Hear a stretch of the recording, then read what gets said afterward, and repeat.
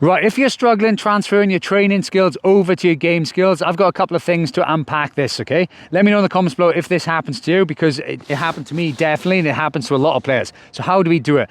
Firstly, we need to have a look at, firstly, seeing the game as every time you do it, you're gaining experience, you're practicing. So how do we take that? If you're only playing one game a week, one game a month, or whatever your game rate is, how do we get as many reps as possible of that experience as we can in training? So that's when we got to look at your training.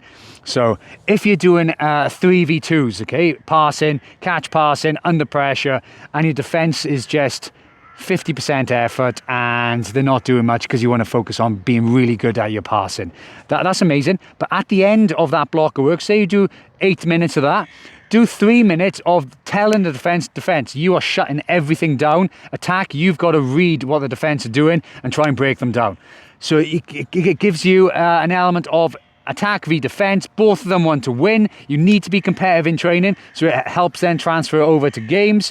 And you're putting pressure on the skill as well. You're putting pressure on your decision making, because what you might see happen is as you ask the defense to challenge the attack just goes to pot because they're not used to it. And you need to get as many reps as possible at that. Yes, you want to start off doing all the nice skills, catch pass, look really good. But at the end of the session, or at the end of that drill, challenge the attack, challenge the skill, put pressure on the skill. Specifically, if you're doing catching, if you're good at catching in training and you're doing it with nothing in front of you, what you like when there's a defender in front of you wanting to absolutely smash you, then that becomes tough. How do you do that in training? What you can do is just a one-on-one, a little bit of space, you're running at each other. Can you use your footwork, catching the ball at max pace while somebody behind you is chasing you? Okay, so you're putting extra levels of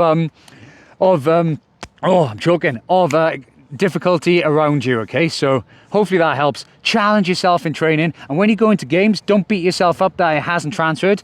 Pick the ball up and go again, try again, because you want more of that experience. Hopefully that helps. Cheers.